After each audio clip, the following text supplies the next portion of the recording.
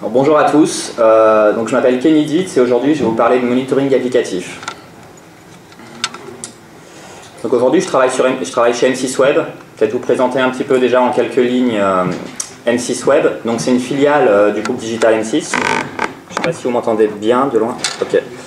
C'est une filiale du groupe donc de la chaîne M6. Donc on est situé à Neuilly et à Lyon. Donc on a une grosse équipe à Lyon.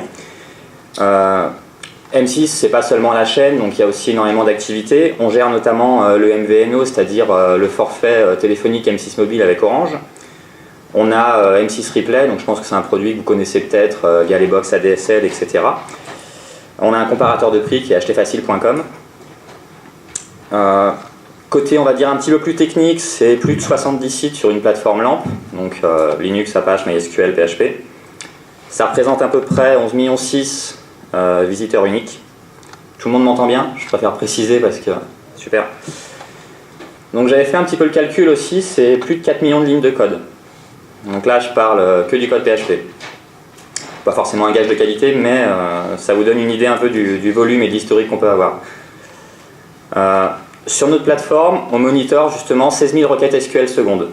Donc là, encore une fois, tout ça va expliquer pourquoi on a des besoins aussi de monitoring sur notre plateforme. Et voilà, on a un énorme plateau de développeurs, on est tous situés sur Lyon.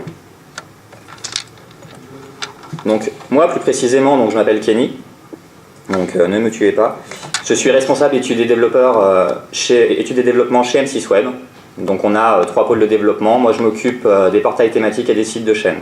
Donc je suis un ancien dev PHP justement. Et je suis passionné de webperf et monitoring, je pense que vous verrez ça dans la journée.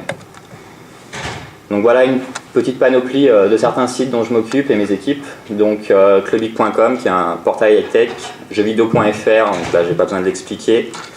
On a les sites de chaîne, donc M6, W9, Paris Première, Teva, et d'autres portails comme Turbo donc pour l'automobile et Déco pour tout ce qui est bricolage, décoration, jardinage. Voilà, donc c'est tous des sites quand même assez volumineux en charge. Donc maintenant, venons-en un petit peu au fait. Donc pourquoi monitorer? Parce que moi j'ai envie de savoir vraiment lorsque l'un de nos services PHP ne fonctionne plus. J'ai pas envie de le découvrir par moi-même X jours plus tard, j'ai envie de le savoir au moment où ça se produit. Je veux vérifier que les erreurs aussi et les temps de chargement n'empirent pas sur mon site. Même chose, j'ai pas envie d'attendre que le serveur soit à genoux pour agir. Je veux mesurer l'impact d'une pub télé ou d'une actualité chaude sur l'un de nos sites. Je me rappellerai toujours, c'était pour W9 je crois, il y avait le saut de taille Chris pour M6 Mobile, je ne sais pas si c'est quelque chose que vous avez regardé. Au bout du 4 ou 5e saut, il allait retenter le dernier saut ultime et ils ont dû rendre l'antenne.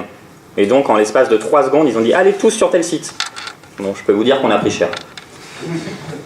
Donc voilà, l'idée c'est vraiment de mesurer l'impact quand on a ce genre d'événement pas forcément prédictible et on a envie de tout faire en sorte pour mieux supporter la charge justement la prochaine fois. Je veux trouver aussi rapidement là où les routes causes de l'incident. C'est bien beau quand on a un incident et qu'il se passe quelque chose, mais si on n'est pas capable de déterminer pourquoi il est apparu, on n'aura aucun moyen de le corriger derrière. Voilà, l'objectif c'est aussi de faire en sorte que les problèmes ils deviennent transparents. On a tous le droit à l'erreur et il faut faire en sorte d'être super réactif. Voilà, bref, je veux juste tout savoir en fait sur tous nos sites. Tout ce qu'on sait pourra nous servir un jour. Voilà, donc l'idée c'est vraiment de retrouver la vue sur tous nos projets. Avant qu'on mette en place toutes les solutions dont je vais vous parler là, j'étais vraiment aveugle. C'est vraiment aveugle. Tout ce qui se passait en prod, on allait avoir par exemple des retours de l'exploitation, donc ceux qui s'occupent de nos serveurs pour dire voilà, c'est super chargé, il y a trop de monde, les serveurs sont tombés, mais moi je ne savais pas ce qui se passait sur mon applicatif. Donc voilà, j'ai vraiment besoin de savoir ce qui se passe en production, qu'est-ce qui s'est passé, est-ce que mes services y fonctionnent et pourquoi ils ne fonctionnent plus. Et l'idée c'est aussi de le donner à mes développeurs. Donc j'ai envie que mes développeurs puissent vérifier l'impact de leur mise en production. Je ne peux pas leur reprocher de mettre quelque chose en production qui va surcharger par exemple les serveurs dans les minutes qui suivent s'ils n'ont pas les outils pour eux vérifier justement l'impact de leur mise en prod.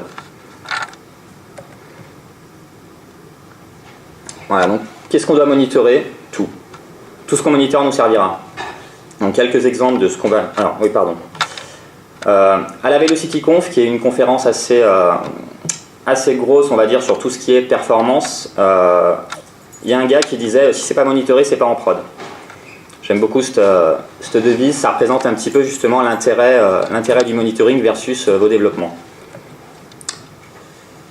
Et un physicien britannique, donc Lord Kelvin, qui disait si vous ne le mesurez pas, vous ne pouvez pas l'améliorer.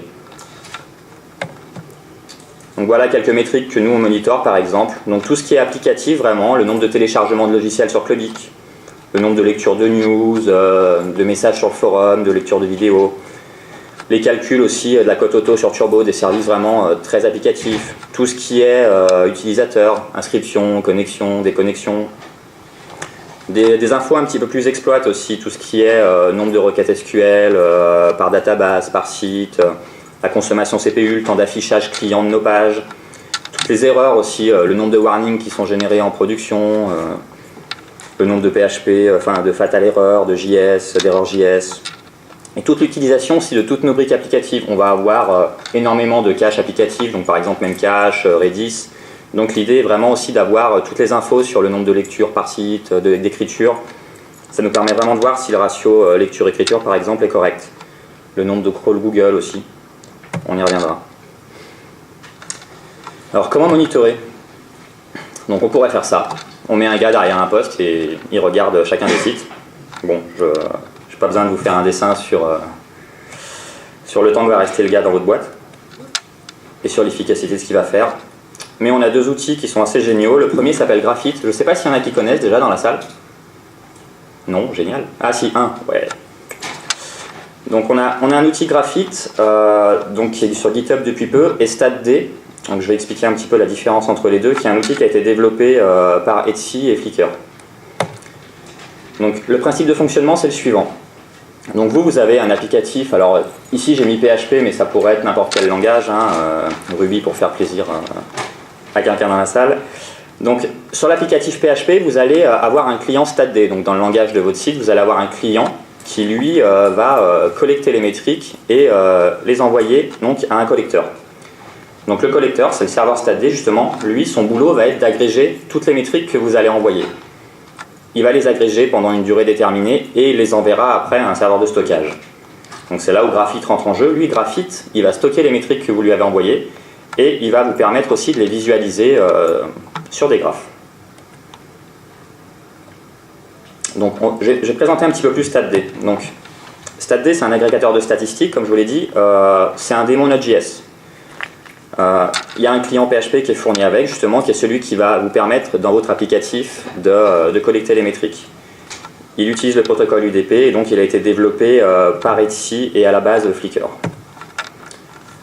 Donc Node.js, il y a une conférence, je crois, en parallèle aussi sur le sujet. C'est la techno qui est utilisée pour StatD, c'est une techno vraiment super intéressante. C'est du JavaScript côté serveur, en fait, pour faire court. C'est assez rapide et ça permet justement de lancer un démon. Donc le serveur StatD, c'est un démon en fait qui va tourner sur votre serveur et qui va recevoir toutes les métriques que l'applicatif lui envoie. Donc ce qui est important déjà à prendre en compte, c'est la manière dont on va représenter nos métriques. Aujourd'hui, vous allez avoir énormément d'informations que vous allez vouloir monitorer sur vos sites. Il faut écrire ces métriques sous la forme d'une arborescence. C'est ce qui vous permettra à vous de grapher derrière et de retrouver toutes ces informations. Donc par exemple, pour loguer les erreurs 404 HTTP par exemple sur nos sites, donc je vais avoir un nœud errors.404, le nom du site. Donc ça me permettra, la chaîne errors.404.clubic me permettra de grapher dans le temps toutes les erreurs 404 qui apparaissent sur Clubic. Pour la base de données, je vais avoir quelque chose d'un peu plus complexe. Je vais avoir mysql.select ou update ou delete ou ce que vous voulez, .clubic, le nom de la base de données, et .count par exemple pour le nombre de requêtes qui passent. Et donc avec la chaîne mysql.select.clubic, nom de la base, .count, j'aurai un graphe avec le nombre de requêtes qui sont effectuées dans le temps sur cette base de données sur Clubic. Voilà, donc une métrique elle est valable que par son nœud final. Le mysql.select.clubic n'a pas de sens si vous ne lui précisez pas le nom de la base et l'information que vous souhaitez.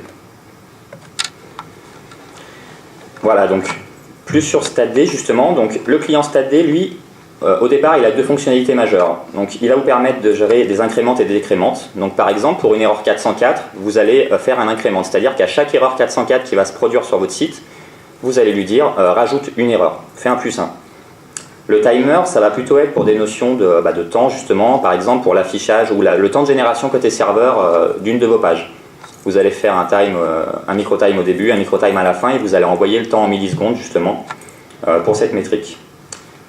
Le rôle du serveur StatD, lui, donc je l'ai dit tout à l'heure, il va recevoir ces métriques-là, il va les agréger chez nous pendant 2 secondes, et il va les envoyer à Graphic en une seule fois.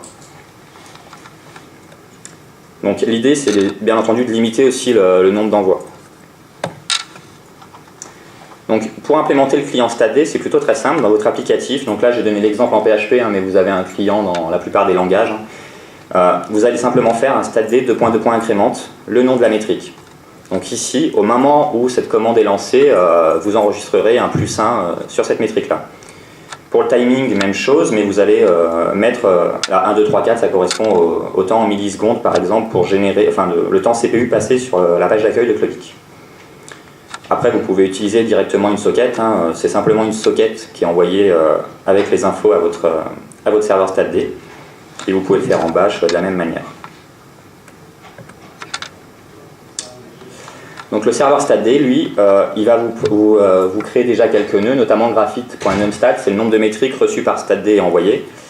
Tout ce qui est incrémente, vous allez y retrouver dans une arborescence stat.count. Donc tout à l'heure, on parlait des erreurs. Par exemple, je vais avoir stat.count.erreur.clubic, .404. Et tous les timers, il va vous générer pas mal d'informations. Donc le count, qui est le nombre de mesures de temps que vous avez collecté. Min, c'est la moyenne, lower, upper. Upper 90, ça veut dire que 90% des mesures que vous avez collectées ont pris ce temps-là. Et le sum, c'est la totalité, c'est quelque chose qu'on a rajouté. Donc, ce qui est important aussi, c'est à savoir, c'est que le client StatD, il va envoyer à votre serveur la requête avec le protocole UDP. Donc, l'avantage du protocole UDP, c'est que c'est fire and forget. Votre applicatif, il va envoyer l'information à votre serveur et il n'a pas besoin de savoir si le serveur est là. En gros, si vous faites ça en HTTP, si votre serveur n'est pas disponible ou met du temps à répondre, vous allez faire planter votre front. Tous vos applicatifs vont gaufrer parce que votre serveur n'est plus là. Donc UDP, c'est vraiment tout un intérêt, c'est j'envoie des paquets, je ne m'occupe pas de ce qui se passe derrière. Et du coup, ça impacte très peu les performances de votre applicatif. Attention toutefois, trop d'UDP tue UDP. Et les serveurs avec. Donc ça, c'est idée de génie. Un jour, on se dit, tiens, on va monitorer sur tout notre historique, toutes les notices erreurs qu'on fait en PHP.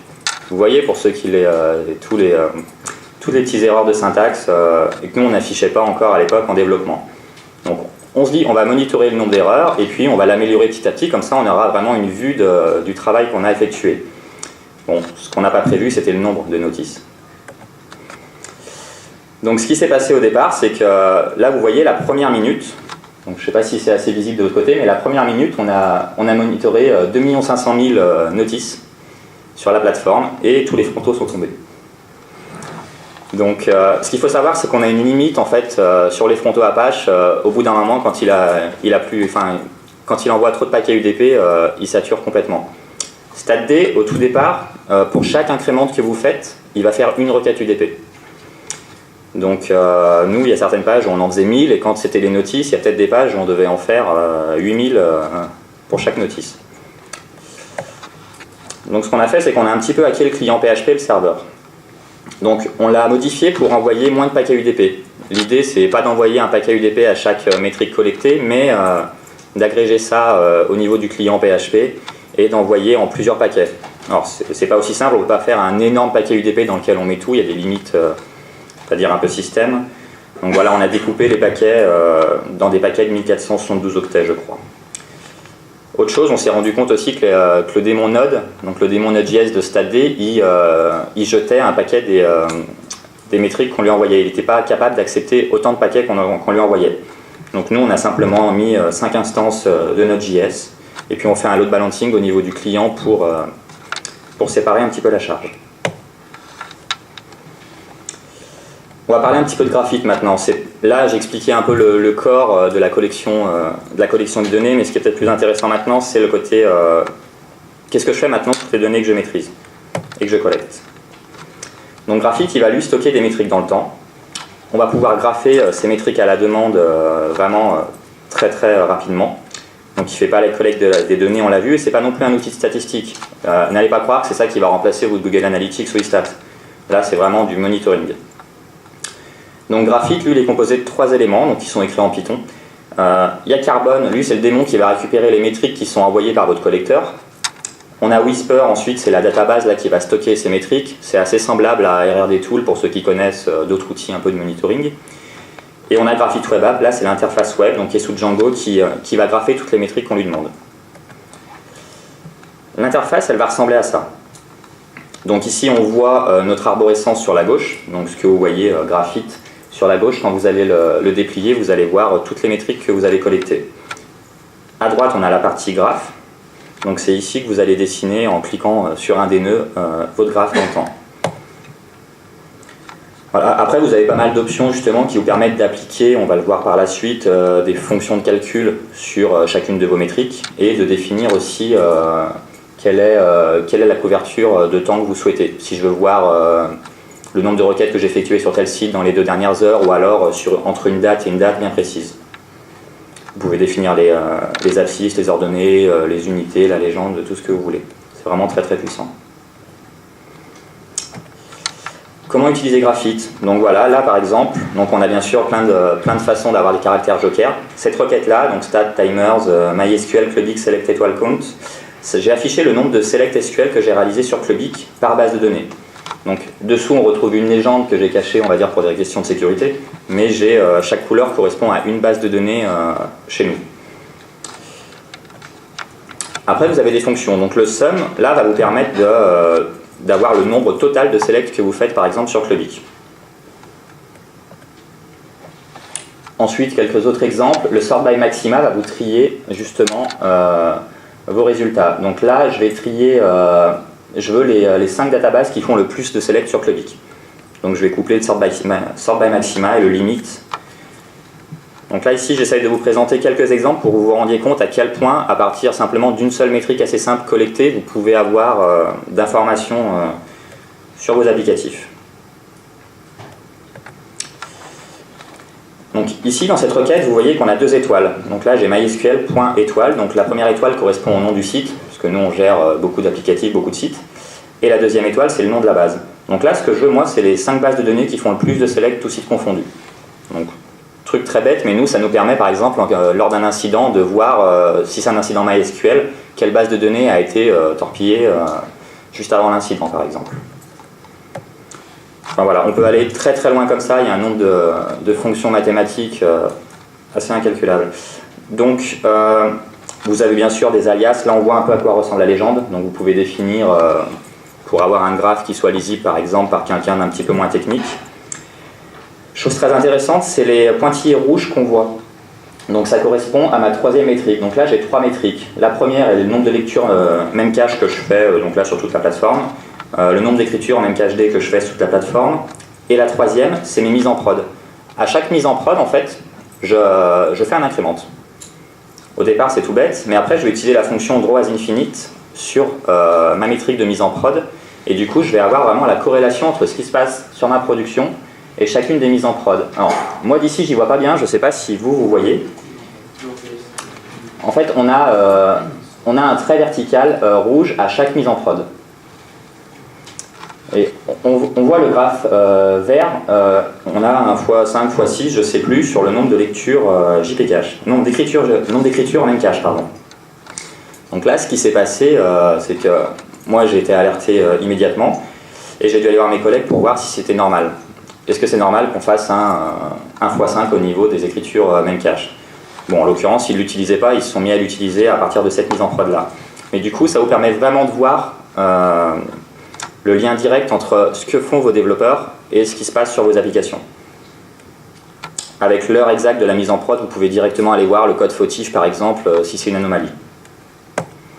Vous pouvez aussi faire, par exemple, des camemberts. Il y a juste un paramètre en plus à rajouter, graph-type égale paille, qui vous permet d'avoir une répartition sur le temps que vous avez donné. Donc là, par exemple, c'est le temps par requête en millisecondes Donc là, ici, je vois quel est le site qui génère le plus de temps SQL. En l'occurrence, c'est htfacile. Voilà. Donc pas mal de possibilités pour écrire vos métriques, on l'a vu. Vous pouvez, sur la deuxième ligne, avec des accolades, ne sélectionner que 2 sites, par exemple. Utiliser des caractères jokers comme les étoiles. Utiliser les crochets aussi si vous avez plusieurs hosts que vous monitorez, par exemple. Voilà. Et attention à la manière dont vous écrivez vos arbos. Si vous voulez une précision très très grande, vous allez générer peut-être, je dis n'importe quoi, 1 millier de nœuds ou 1 million de nœuds.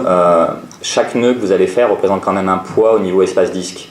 Et ça va dépendre de la rétention que vous configurez dans Graphite. Nous, aujourd'hui, on garde 1 minute en fait par point. C'est-à-dire que pour les 5 dernières années, j'ai chaque valeur à la minute de chaque métrique. Certains vont aller beaucoup plus bas que ça. Nos confrères de 20 minutes, par exemple, côté site internet, eux, ils sont à 10 secondes, je crois. Ils ont décidé d'avoir une réactivité encore supérieure. Nous, on s'est dit que la minute, c'était déjà correct. Et plus vous réduisez, plus vous allez avoir de points et plus vous allez avoir besoin d'espace disque.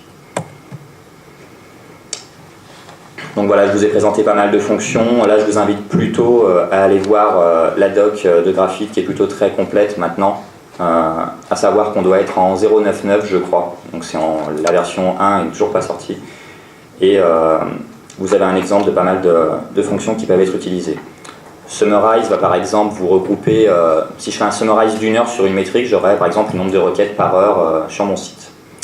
Timeshift, c'est assez intéressant, ça va vous permettre aussi de comparer votre graphe avec le même graphe à une journée d'écart par exemple. Donc je vais avoir le nombre d'erreurs qu'il y a aujourd'hui versus le nombre d'erreurs que j'avais il y a 7 jours. Donc ça permet de vérifier si votre applicatif, c'est quelque chose d'anormal ou si au contraire c'est quelque chose de régulier. Nous, par exemple, sur jeuxvideo.fr, le mercredi après-midi, on va prendre une charge un peu plus élevée. Autre chose très intéressante au niveau de Graphite, c'est l'URL API. Il faut savoir que chaque graphe que vous générez, donc la partie, l'image du graphe, tout est paramétrable dans l'URL. C'est-à-dire que vous faites un copier l'URL de l'image et que vous avez toutes les informations qui permettent de générer cette image. Donc en gros, on a la liste des métriques qu'on mesure, la taille du graphe, de quelle période à quelle période on mesure. Et vous avez aussi la possibilité d'avoir les données format brut. Donc voilà, à partir de là, j'ai un exemple dessous avec le render. Donc si vous enlevez le paramètre render, vous retombez directement sur l'interface Graphite avec la possibilité de modifier toutes les fonctions.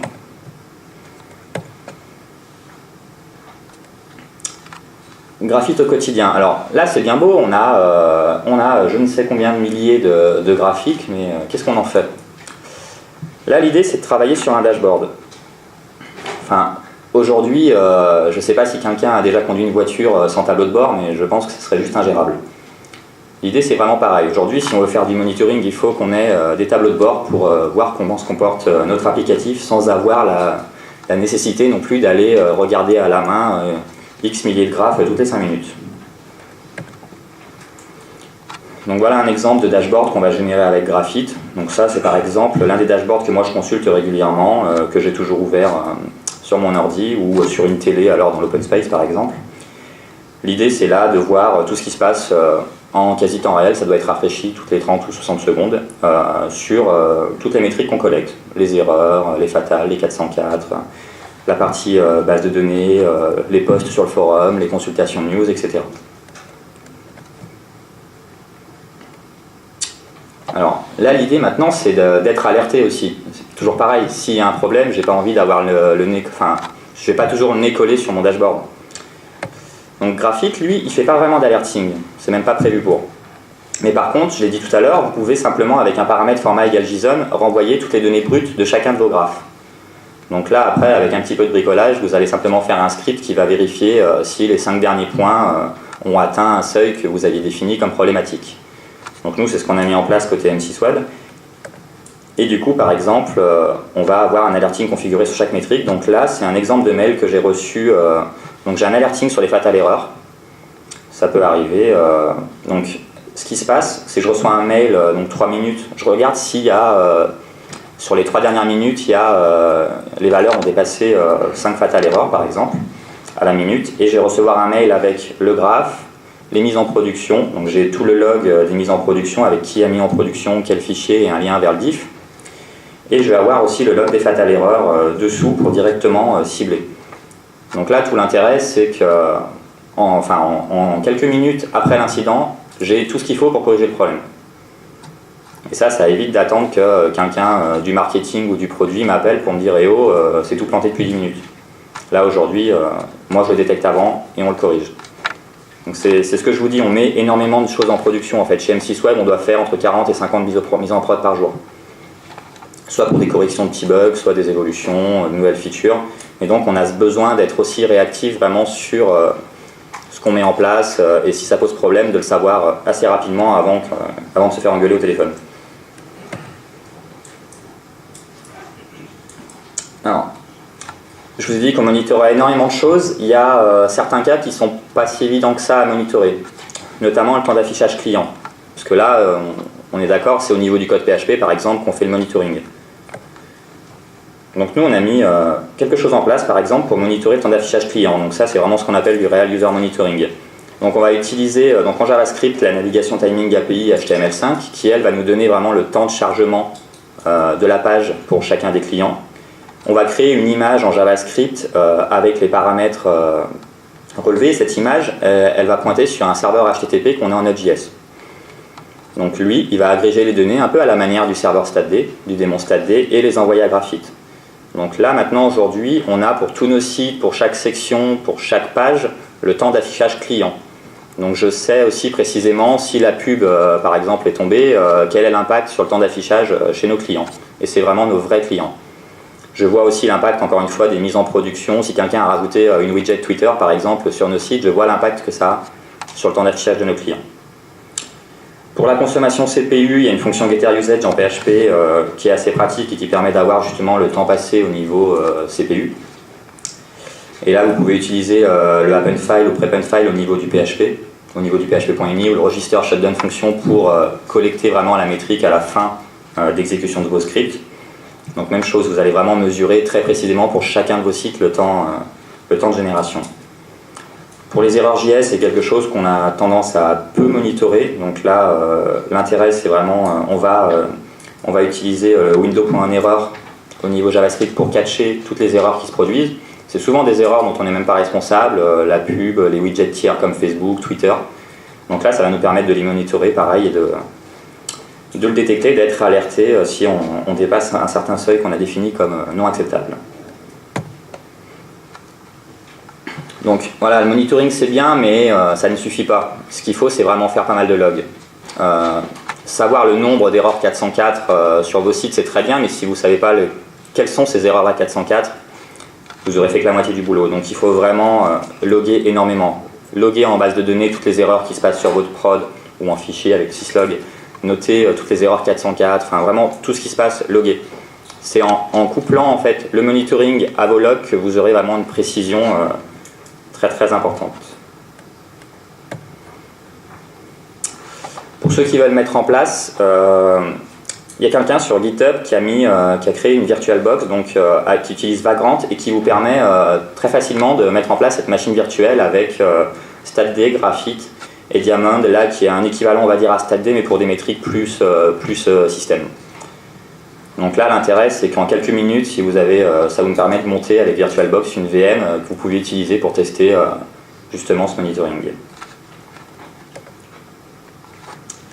Conclusion à tout ça, depuis qu'on a mis ça en place, donc c'est pas quelque chose qui s'est fait en un jour, hein, ça fait de longs et longs mois qu'on travaille progressivement au fond là-dessus. On a beaucoup moins d'anomalies applicatives ressenties.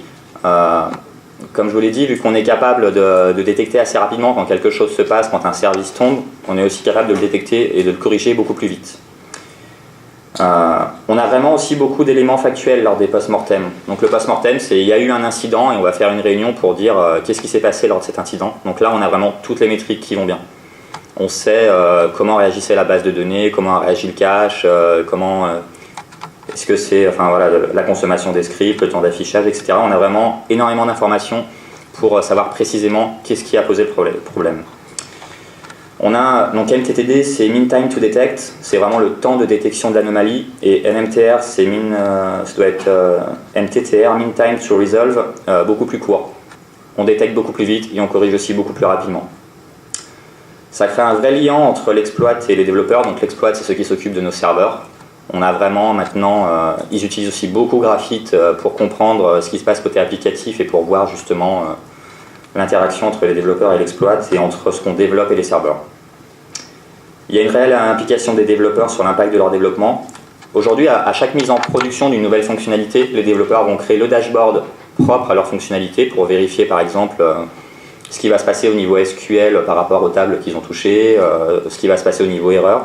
Et ils ont vraiment un outil pour suivre quel est l'impact de leur mise en production, chose qu'ils n'avaient pas avant.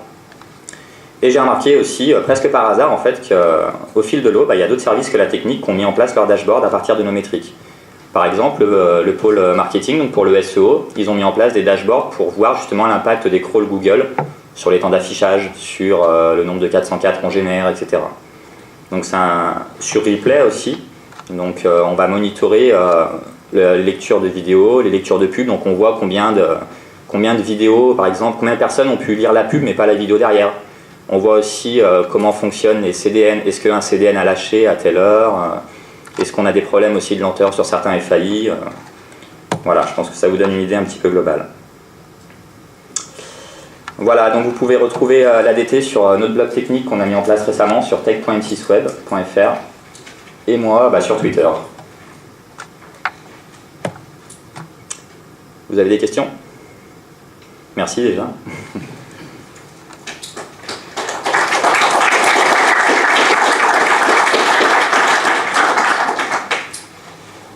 Quelle proportion en temps il faut compter pour mettre en place ça sur un projet web? Alors, je pense que le temps au départ, il est plus côté exploitation pour mettre en place l'architecture, pour avoir donc votre collecteur, votre démon, votre serveur Node.js avec le démon dessus, votre Graphite. Graphite, c'est du Django, donc c'est pas forcément, on va dire, à la portée de tout le monde pour l'installation. Mais après, là, je vous invite à tester la solution dont j'ai parlé, qui est la VirtualBox, donc pour mettre ça en place assez rapidement. Donc, je pense qu'avec la VirtualBox, à mon avis, en une demi-journée, vous l'avez en place et ça peut fonctionner. Après, côté applicatif, c'est plutôt très simple, ça consiste en une ligne à l'endroit où vous voulez collecter des métriques. Donc là, ça va être assez progressif, vous n'allez pas prendre X temps pour mettre en place des métriques, c'est au fur et à mesure de l'avancée de vos projets, vous allez rajouter des métriques. À chaque problème aussi que vous pouvez avoir, vous allez dire « Ah tiens, ça je ne le monitore pas, je vais le rajouter ». Et là, ça prend vraiment quelques minutes. C'est rajouter une ligne avec... Le plus long, en fait, c'est la réflexion sur comment vous allez nommer votre métrique. Mais sinon, après, la mise en place, c'est vraiment ultra courte. Nous, c'est quelque chose qu'on fait dans tous nos projets aujourd'hui et c'est même pas mesuré dans le temps, dans les charges de notre projet. Oui. C'est des limites en fait aux applicatifs web qui pourraient être considérées. Et je pense notamment à un champ d'application sur les jeux vidéo. Des choses que vous avez pu expérimenter sur les jeux vidéo en ligne. On n'a pas de jeux vidéo en ligne, mais après je vois pas quelles seraient les limites. Enfin, les limites qu'on peut avoir, c'est au niveau du nombre de métriques qu'on envoie. C'est pour ça justement qu'on a modifié le client pour envoyer moins de métriques par page. Et après, on va multiplier aussi les instances Node pour être capable de récupérer un maximum de métriques, mais sinon je vois vraiment pas... Après, je ne l'ai pas dit, mais sur l'incrément, vous avez aussi de l'échantillonnage. Vous pouvez ne loguer qu'une valeur sur 1000. Et derrière, Graphite fera le boulot de scaler par rapport à votre échantillonnage. Et enfin là, la volumétrie qu'on a, je pense que moi je vois vraiment pas de souci. C'est vraiment quelque chose qui est utilisé aussi majoritairement par Etsy et par aujourd'hui tous les gros sites maintenant qui commencent à faire beaucoup de monitoring. Il n'y a pas vraiment de problème de charge ou de performance connu. Nous, tous les graphes s'affichent en moins d'une seconde. Voilà. Est-ce que vous utilisez cette solution aussi pour monitorer vos applications mobiles? Alors, côté sur ce qui se passe sur on va dire iOS ou Android, c'est un peu plus délicat, mais je pense qu'en Cocoa, il doit y avoir moyen d'envoyer des sockets aussi UDP de la même manière que dans les autres langages, mais ça c'est quelque chose que nous on fait développer en extérieur. Par contre, nous on monitor effectivement l'appel à tous les web services qu'on développe qui sont justement utilisés sur nos applications mobiles. Donc là, ça nous permet vraiment de voir le volume d'appels, le temps de génération aussi de ces web services, de détecter quand un web service est tombé par exemple, où il y a une erreur ou ne répond plus correctement. Le protocole est bien documenté pour pouvoir justement le réécrire en Cocoa ou... En fait, alors, je vais essayer de vous retrouver. C'est vraiment juste une socket UDP à envoyer. Donc tous les langages aujourd'hui ont une fonction qui permet d'envoyer une socket. Je vais essayer de retrouver la slide, mais le code est juste relativement bête. Là, on voit la dernière ligne, il faut peut-être plutôt prendre le SOC Open. Donc là, c'est vraiment la socket, c'est le protocole UDP 2 points, l'IP de votre serveur StatD, le port, et vous avez juste envoyé un paquet avec la métrique, le nombre, donc là, +1, et pipe C, ça doit être l'incrémente, je crois que c'est counter. Voilà, donc ça me paraît vraiment même adapté aussi à de l'applicatif mobile à monitorer.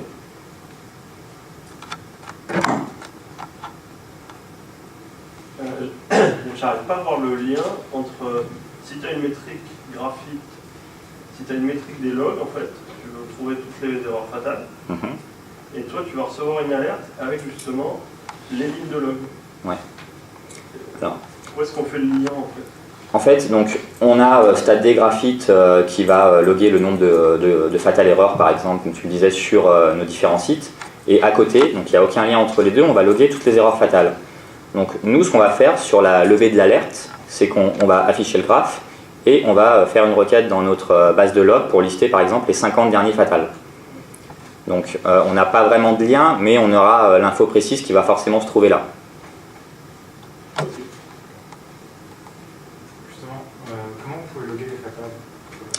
Si. Alors, en fait, ce qui n'est pas possible, c'est les parses. Mais les parses, enfin, il n'est pas censé avoir de parses en prod. Normalement, dans votre intégration continue ou au commit, vous allez faire un PHP-L pour vérifier au niveau PHP qu'il n'y a pas d'erreur de parse. Par contre, pour les fatales, vous avez une possibilité, c'est d'utiliser la fonction register shutdown function en PHP et donc d'envoyer dans une fonction qui va faire un get last error, je crois, ou error get last, je ne me rappelle plus la syntaxe. Et là, vous allez pouvoir récupérer les fatales erreurs qui sont produites. Donc tout ce qui est max execution time, call to member function, etc. Et donc là-dedans, vous avez juste à faire un incrément plus simple. Par exemple, dans ce cas de figure, vous avez un espèce de compte qui va juste surveiller les fatales pour permettre les incréments, c'est ça? Non, en fait, c'est au moment où la fatale est levée, on lance un incrément. Et après, nous, effectivement, l'alerting qu'on a mis en place, il va vérifier que sur le graphe des fatales de tous nos sites, on n'ait pas eu plus de X fatales pendant les 3 dernières minutes. Et là, on va faire envoyer un mail aux personnes concernées pour être alerté et corriger l'anomalie.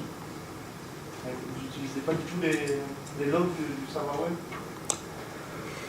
web? Si, c'est un petit peu utilisé côté exploit, mais pour moi, je trouve que les logs Apache, c'est pas vraiment applicatif. C'est vraiment une information qui est importante. Après, vu les sites qu'on a, utiliser les logs Apache en prod, c'est un petit peu suicidaire. Alors, on va le faire dans certains cas bien donnés, mais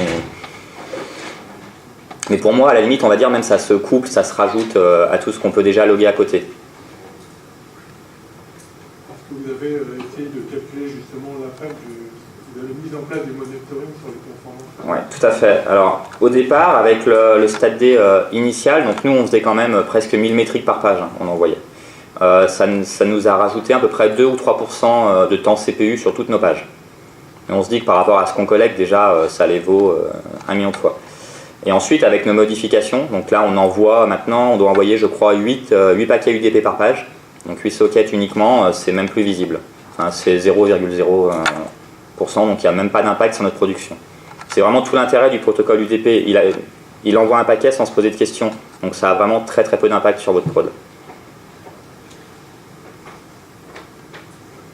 Pourquoi quelle est la valeur ajoutée en gros du choix du couple StatD graphique par rapport à des RRD plus CACTI par exemple qui sont un peu Alors, en fait, très bonne question. CACTI, c'est vraiment un outil vraiment d'exploit. C'est un outil de sysadmin. Vous n'allez pas savoir le nombre de connexions des utilisateurs sur votre site avec CACTI. Alors, il y a peut-être des moyens détournés de le faire, mais je pense que ça doit être un peu l'usine à gaz. L'interface de CACTI, je pense aussi qu'elle n'est pas adaptée à un développeur ou même un chef de projet, un chef de produit. Là, c'est vraiment applicatif. Donc, voilà, on a CACTI, nos sysadmins utilisent CACTI, mais dans CACTI, ils ont vraiment les valeurs hardware, système, réseau, etc. Et nous, Graphite, là, c'est vraiment l'applicatif. Je réponds à votre question. Est-ce que vous monitorez le temps d'exécution des requêtes SQL? Oui. Oui, tout à fait. En fait, pour les requêtes SQL, on utilise le timer, justement. Donc avec le timer, on a par minute, par base de données, par site, le nombre, la requête SQL qui a pris le moins de temps, celle qui en a pris le plus, et on a surtout le port 90 qui dit que 90% des requêtes SQL sur cette base, sur ce site-là, ont pris tant de temps. Et le sum aussi, nous, ça nous permet vraiment de définir quelles sont les bases de données qui prennent le plus de temps sur notre prod, le plus de temps d'exécution. Donc nous, c'est aussi très important pour optimiser, profiler nos applicatifs. Vous disiez que les machines sur lesquelles vous allez StatD sont plusieurs machines avec... On a une seule machine avec 5 instances de StatD dessus. D'accord, donc ça ne représente rien du tout par rapport au nombre de machines qui sont en production à côté. Non, c'est vraiment peanuts. Et je pense que même dans certains cas, à mon avis, avec un seul serveur, vous pouvez tout gérer si vous n'avez pas le volume qu'on a.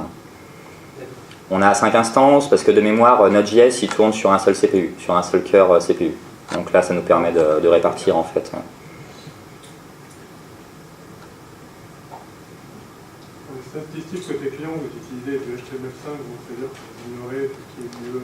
Tout à fait. Le but, c'est d'avoir... alors, après, il y a plein d'outils pour avoir le temps d'affichage côté client. Il y a les web page tests qui vont, à la demande, regarder combien de temps vous allez mettre sur un IE8 de Paris, par exemple, pour afficher votre site. Nous, ce qu'on voulait, c'était des valeurs réelles. Après, il y a quelques plugins JS comme Boomerang.js qui vous permettent de le faire sur un peu plus de navigateurs, mais c'est assez lourd, ça fait un gros paquet JS, alors que là, nous, on a 3 lignes. Donc effectivement, on va mesurer le temps d'affichage sur Firefox, Chrome et Safari, je crois. Et les dernières versions de UE qui doivent le supporter. Mais on va effectivement perdre une partie, on ne va pas mesurer pour les IE7, IE6, etc. Mais après, on mesure quand même pour presque 60%, je crois, de notre auditoire. Et c'est déjà une valeur hyper importante et hyper intéressante. Tu pourrais nous décrire une phase de crise? Tu fais une mise en prod, et qu'est-ce qui se passe après? Alors, donc, bon, déjà, une mise en prod, on va prendre une mise en prod un petit peu moins suivie, par exemple, un bug ou une fonctionnalité, une petite fonctionnalité qui a demandé quelques heures de développement qui est mis en production. Donc là, le développeur, de lui-même, il va passer la mise en production. Donc, on va dire le worst case, je sais pas, on va dire surcharge côté CPU. Le script, il est codé avec les pieds, ça arrive. Surcharge côté CPU. Donc là, nous, on a des alertings sur la consommation CPU. Et du coup, moi, donc généralement, dans les 2-3 minutes, je vais recevoir un mail d'alerte avec les différentes mises en prod. Donc, via le graphe que je vais avoir dans mon mail d'alerte, je vais voir l'augmentation avec exactement la mise en production qui a eu lieu à cette heure-là. Donc, je vais avoir la liste, donc je vais savoir qui a mis en production ça. Je vais voir le div, donc qu'est-ce qu'il a mis en production justement qui peut générer ça. Donc là, le premier truc pour nous, c'est de faire en sorte qu'on remette les serveurs en place. La fonctionnalité, on s'en fout. Donc à la limite, on va même peut-être mettre un die dans le script. Le cas d'urgence, c'est on garde nos services, tous nos services doivent rester fonctionnels. C'est vraiment c'est un réflexe super important à avoir. C'est vraiment faites en sorte que votre service marche. La fonctionnalité, on s'en fout. Il faut que votre plateforme tienne. Donc voilà, on va couper. Derrière, on va voir avec le développeur pour faire le correctif et repousser en production immédiatement. Et on va justement avoir le dashboard ou le graphe sous les yeux en temps réel pour voir si effectivement on a bien corrigé l'anomalie.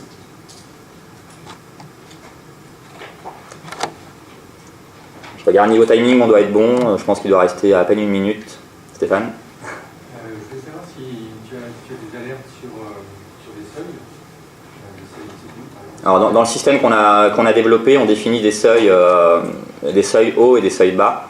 Donc par exemple, pour les erreurs 404, je vais vérifier qu'il n'y en ait pas plus de 50 à la minute, sinon je m'envoie un mail. Je vais avoir des seuils bas, donc je vais vérifier que s'il y a 0 connexion pendant 1 heure sur Clubic, c'est que le service il est tombé, par exemple. Donc tu mesures des vitesses en fait, c'est bien des vitesses en fait, des tendances que tu mesures. Non, c'est des... Oui, c'est des... Enfin, je mesure que la valeur pendant une durée a dépassé ou est restée sur mon seuil. Et j'ai aussi des progressions. Je vais vérifier que si je fais un plus 50% sur une métrique, il y a quelque chose d'anormal. Voilà. Et je vais définir aussi des périodes d'alerte. Je vais dire, je vais monitorer qu'entre 8h et 20h du soir parce que la nuit, il y a certains sites où il se passe rien. Voilà. Ouais. Ces outils que vous avez développés, vous les avez open sourcés? Alors, Graphite, StatD, on n'a rien fait, c'est open source. Pour les hacks de StatD qu'on a fait, on ne l'a pas open sourcé parce que pour le moment c'est très dépendant de notre archi. Maintenant, on est en train de regarder aussi comment repartir du code de StatD qui a été fait aujourd'hui et faire un pull request avec nos modifications. Mais il faudrait l'implémenter comme une option de StatD et pas comme nous on l'a fait, comme le fonctionnement normal. Donc voilà, mais donc on est en train, pour le moment on a open sourcé plutôt peu de choses. Donc notre idée c'était justement de commencer à partager déjà des best practices, des bonnes méthodes, et maintenant s'il y en a qui sont intéressés par la façon dont on le fait, enfin on peut vous envoyer les bouts de code sans aucun problème. Mais pour nous en l'état c'est pas open sourçable comme quelque chose de... Est-ce que tout le système d'alerting justement, lui n'est pas dépendant de... Si, il l'est carrément parce que pour chaque alerte il va aller vérifier dans chaque table de log correspondant à l'alerte dans notre table de mise en production, donc c'est un peu, pour le moment c'est un peu adapté à notre archi. Mais après, il doit y avoir une 50aine de lignes de code. Hein. C'est pas non plus. C'est plus long de le penser que de le faire. C'est pour ça que, pour le moment, je suis parti du principe déjà de vous présenter ce qu'on peut faire avec, et je pense que chacun pourra très facilement l'adapter à ses besoins. Merci à tous. Merci.